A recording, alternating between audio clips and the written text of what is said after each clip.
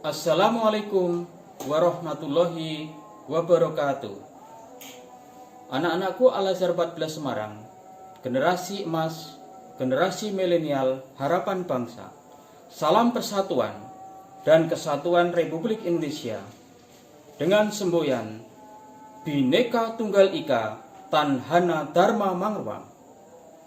Anak-anak, pada kesempatan ini kita akan belajar mengenai agama, kitab suci dan tempat ibadah yang ada di Indonesia. Selamat mengikuti PPT yang disampaikan Pak Tri berikut ini. Bismillahirrahmanirrahim.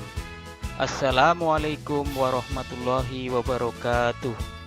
Anak-anakku kelas 3 yang Pak Tri cintai, sebelum kita belajar, marilah kita berdoa membaca Al-Fatihah. Mulai.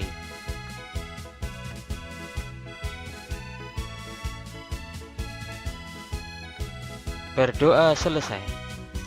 Baiklah anak-anakku, pada kesempatan ini kita akan belajar tema 2, menyayangi tumbuhan dan hewan di sekitar, dengan subtema 1, manfaat tumbuhan. Muatan pelajaran pendidikan kewarganegaraan,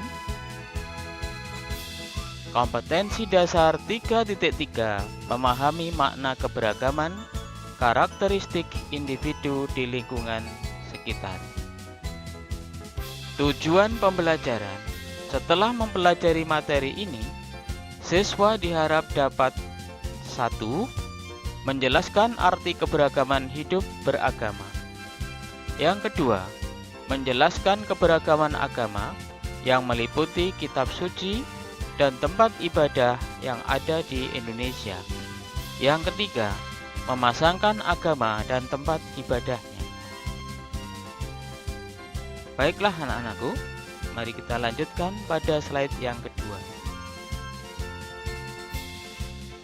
Kunci belajar sukses adalah hati tulus dan ikhlas, dengan kesadaran diri untuk menambah wawasan tentang keragaman yang ada di Indonesia. Yuk kita mengenal agama yang ada di negara Indonesia. Yang kedua, tempat ibadah umat beragama. Yang ketiga, nama-nama kitab suci setiap agama yang ada di Indonesia. Yang pertama, agama Islam. Nah, kita tidak asing karena kita semua yang ada di Al-Azhar ini semuanya beragama Islam, ya. Tempat ibadah adalah masjid. Nah, inilah visualisasi dari masjid. Dan anak ini salah satu masjid untuk masjid yang ada di Indonesia. Kitab suci kita adalah Al-Quran. Nah, ini salah satu contoh kitab suci Al-Quran yang dicetak di Indonesia. Yang kedua, agama Katolik. Ini ada K, ini adalah singkatan dari Kristen, anak-anak, ya. Dari Kristen itu ada Kristen Katolik, ada Kristen Protestan, yang sering disebut dengan Kristen saja yang Protestan. Sedangkan Kristen Katolik sering disebut dengan Katolik, agama Katolik. Tempat ibadah umat Katolik adalah gereja. Nah, ini gereja, anak-anak, salah satu bangunan gereja yang ada di Indonesia, terutama di Semarang, ya. Ini adalah gereja yang ada di Tanah Mas sana, anak-anak, ya. Nama kitabnya adalah Alkitab, yang sering disebut juga dengan Holy Bible, anak-anak. Kalau di luar negeri namanya Holy Bible. Inilah Alkitab yang sudah dibahasa Indonesiakan, sedang ini Holy Bible ini berbahasa Inggris. Berbeda dengan kitab kita Al-Quran. Di situ biasanya kalau Al-Quran yang masih murni bertuliskan Arab, yang tafsirnya saja yang sudah ada artinya dalam bahasa Indonesia. Masuk agama yang ketiga, anak-anak, ya. yaitu agama Kristen, sering disebut juga Kristen Protestan. Agama ini hampir sama atau mirip dengan yang agama Katolik tadi, yang kedua tadi. Tempat ibadahnya di mana? Sama anak-anak, di gereja ya. Cuma bentuk gerejanya kadang sedikit berbeda anak-anak ya. Seperti ini contohnya. Nah, kitab sucinya Alkitab sama. Nah, ini Alkitab anak-anak ya. Ini juga dikaji oleh umat Kristen Protestan dan umat Kristen Katolik. Berikutnya yang keempat, agama Hindu. Nah, agama Hindu ini tidak lepas dari bunga kamboja, karena di saat mereka berdoa atau semedi itu di telinganya diselipkan bunga ini ya. Nah, kemudian tempat ibadahnya adalah pura. Nah, pura ini banyak dijumpai di Bali karena mayoritas masyarakat Bali beragama Hindu. Kitabnya apa Pak Tri? Kitab umat Hindu bernama Veda. Kalau di India sana tulisan Veda, W-nya diganti V jadi Veda gini ya. Nah, seperti apa kitab Veda itu? Nah, ini ada contoh kitab Veda. Ya, bermacam-macam sampulnya anak-anak. Veda sendiri dibagi menjadi 4. Ada Rig Veda, ada Yajur Veda, dan Samaveda, ada Atharva Veda ya. Baik anak-anak. Berikutnya adalah yang kelima, agama Buddha. Nah, Buddha ini simbol yang paling familiar adalah kepala Buddha Gautama seperti ini ya, bermahkotakan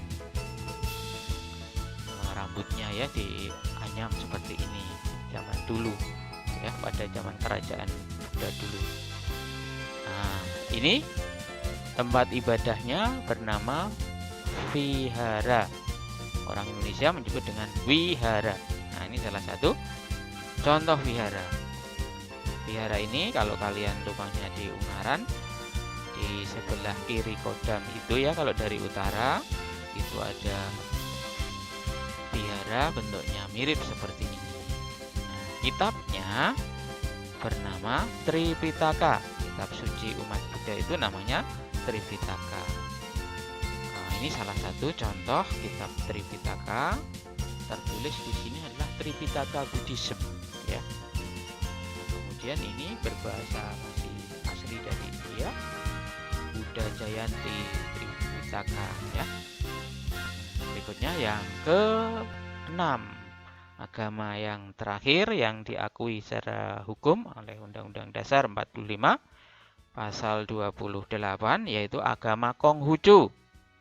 Nah, Konghucu tidak lepas dari simbol-simbol lampion seperti ini ya. Ini adalah hari raya China. Gongxi Pace kae ya.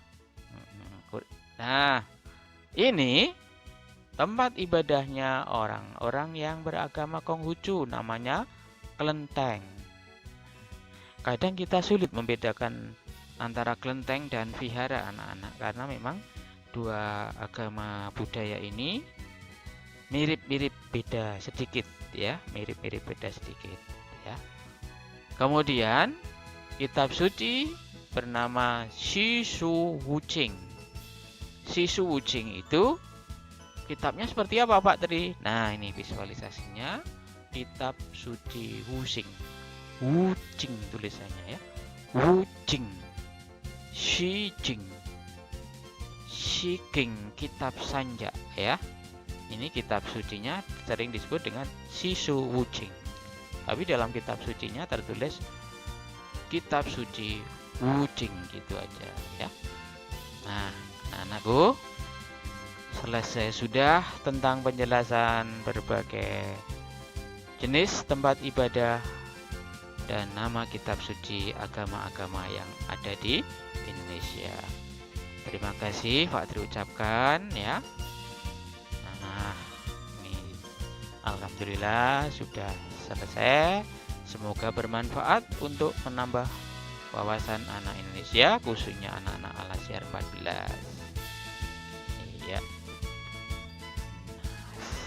Sampai jumpa. Wassalamualaikum warahmatullahi wabarakatuh. Nah, bagaimana anak-anak setelah mengikuti PPT dari Pak Tri tadi? Semoga wawasan kalian tentang Indonesia semakin luas dan kembangkan toleransi beragama sehingga Indonesia dapat mewujudkan persatuan dan kesatuan yang kokoh, sehingga slogan bersatu kita teguh, bercerai kita runtuh dapat kita wujudkan. Terima kasih.